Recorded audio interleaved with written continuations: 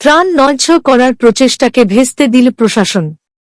বন্যাক্রান্তদের জন্য সরকারের বরাদ্দকৃত ত্রাণ নয়ছয় করার প্রচেষ্টাকে ভেস্তে দিল কাছাড় জেলা প্রশাসন। কাছাড়ের বড়খোলা বিধানসভা কেন্দ্রের অন্তর্গত রাজনগর জিপির বন্যা দুর্গতদের জন্য 240 বস্তা চাল, 80 বস্তা ডাল ও 720 লিটার তেল সহ 720 কেজি লবণ বন্টনের জন্য রাজনগরের এক স্কুলের প্রধান শিক্ষক গত 5 জুলাই সরকারের বরাদ্দকৃত ত্রাণ সামগ্রী সমঝে নেন। কিন্তু কিছু ত্রাণ সামগ্রী বন্টন করে বাকিগুলো রাজনগর পাতারি গ্রামের এক দোকানে রেখে নয়ছয় করার উদ্দেশ্য করা হয়েছে বলে অভিযোগ স্থানীয়দের। বৃহস্পতিবার কাছাড় জেলা প্রশাসন বিশাল পুলিশ বাহিনীকে সঙ্গে নিয়ে দোকান থেকে সামগ্রীগুলো উদ্ধার করে। এই ত্রাণ নয়ছয় করার পেছনে প্রধান শিক্ষক সহ স্থানীয় আরও 2 জন জড়িয়ে রয়েছেন বলে অভিযোগ করেন স্থানীয়রা। সত্যতা যাচাই করতে তাদের সঙ্গে ফোনে যোগাযোগ করতে চাইলে প্রধান শিক্ষককে পাওয়া যায়নি। তবে শালচাপড়া অভিযোগ উঠলেও এ ব্যাপারে কেউ কিছুই জানেন না বলে খবর পাওয়া গেছে। ত্রাণ সামগ্রীগুলো প্রধান শিক্ষক সমঝে এনেছিলেন বলে জানা গেছে।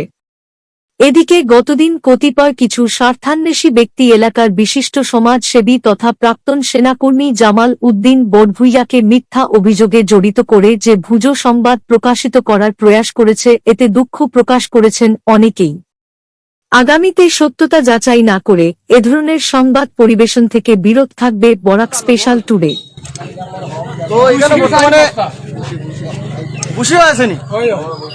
আচ্ছা, ব্লগার ভিডিও আনিশা মিডিয়া। তো বর্তমানে যেন বিভাগীয় কর্তৃপক্ষ আইছেন কোনবাই দিবা বর্তমানে যে অফিসার আইছেন এইখানে ভিতরে আসুন। তো বর্তমানে দেখতে পাইতা বিভাগীয় কর্তৃপক্ষ যে গাড়িটা লইয়া আইছেন, ও আমি গাড়ি নাম্বারটাও শো করি। আর যে গাড়ি বর্তমানে যে পুরা রাজনগরের মানুষে জানো নাম তো ইনোর মাঝে প্রকাশ দেখা যায় নজরুল আর সাহার। আর আমরা দুইজনটে আমরা পাইছি, বাকি এরা খেয়ে খারা এখান তো বাকি জানিব খানটা নিলে মাথায় আমরা সব বারইব। মাস্টারে রিসিভ করছেন মাস্টার কিতা এই জিনিসে জড়িত আছেন আপনার ধারণা কিতা লাগে? ফোন করা হয়েছে অন্তত ফার্স্ট ফোন তাই কোনো রিসিভ করছেন না, তাই কমপ্লিট ভাবে জড়িত। আচ্ছা, এই জিনিস জড়িত আমরা সন্দেহ আছে, আমরা জড়িত আছে, আমরা ডাউট করছি। আমি নিজেও তানে ফোন করছি জানবার লাগে, কিন্তু তাই কোনো রেসপন্স দিছেন না। ফোন উঠাইছি, ফোন কাটি দেন।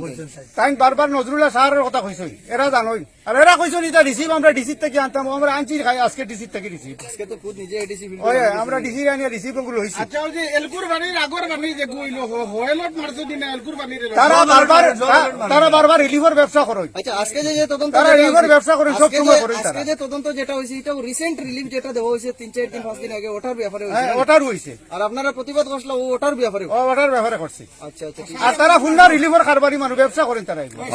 আচ্ছা আচ্ছা, ঠিক আছে। আপনার অ্যাড্রেসটা তখন চাই, এই যেখানে রিলিফের যে অসুবিধাটা যেটা আইছে এটার অ্যাড্রেসটা কোন সমষ্টির বা কোন জিপি বা এরকম একটু? এটা বড়খরা সমষ্টির রাজনগর জিপি। আচ্ছা আচ্ছা, পুরানা রাজনগর 123 নম্বর জিপির। আচ্ছা আচ্ছা, জিপির জিন্তপুর এবং মানিকপুর ফাতারিকা মালগাপুর 10টা রেভিনিউ বিলিজর মাল। আচ্ছা আচ্ছা আচ্ছা। মাল আজকে পাওয়া গেছে কোন জায়গাতে আপনার? আজকে পাওয়া গেছে ফাতারিকা।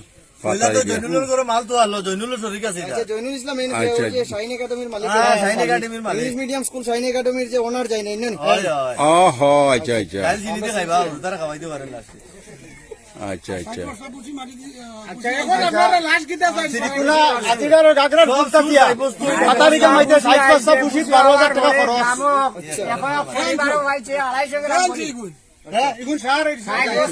আচ্ছা, আপনারা জনসাধারণের কথাটা কিতা যেন আপনারা কিতা চাই? বিচার চাই আর আমরা সরকারের কাছে। এই ভাই বাইশটা তোমরা শুনিলে এই ভাই। আচ্ছা, ঠিক আছে। 60 বস্তা ভুসির মাঝে আমরা গ্রামের এক পরিবারের মাঝে পাইছে 250 গ্রাম ভুসি। আচ্ছা, 250 গ্রাম ভুসি। তো ওই ভুসিগুলা বাটিয়া দেয়া, বাদ বাকি ভুসিগুলা কোন দিয়ে গাইব করছেন তারা জানোই। সাহার এই মালটার মানে এপি সাহেব আপনারা আঞ্চলিক পঞ্চায়েতে আনছেন নাকি? জি আচ্ছা আচ্ছা, এটা তো কনফার্ম আপনারা না? আমরা 250 গ্রাম বাটো পাইছি। ডাক্তারে কইছে 60টা রিলিজ হইছে।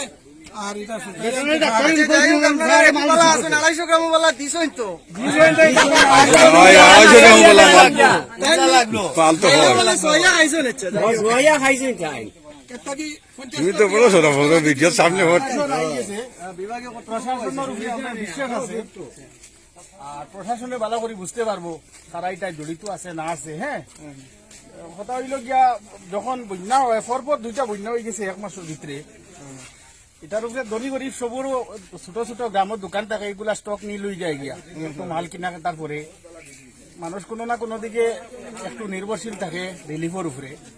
আর ওইগুলা জিনিস লইয়া যদি মারামারি মানুষে করে মানুষের এটা মানুষের মানসিকতা কিতা হইতে পারে। আর আমি মনে করি এরা যারাও চুর হয় না কেন যেও হয় না কেন প্রশাসনে যদি পায় এটা দৃষ্টান্তমূলক একটা সাজা দিতে পারে যাতে মানুষের পরবর্তীতে এরকম কেউ কোনো স্টেপ নিতে ডরায় ভয় পায় এরকম করলে এরকম হয়েছে, এটা একটা দৃষ্টান্তমূলক ইয়ে দেওয়ার দাবি জানাই। আর আমি প্রশাসনের শাস্তি দেওয়ার লাগে বিভাগীয় কর্মকর্তার উপরে ধন্যবাদ, তারা আইসই। আর আমরা যে লোকেল যারা মিডিয়া কাজ করতে এটা জিনিসটা তুলিয়া দর্শন বেশ ভালো লাগছে, এরকম করতে লাগে। এটা তো গরিবর হোক, আমরা বাচ্চা কাচ্চা বিগত দিনও এই রিলিফের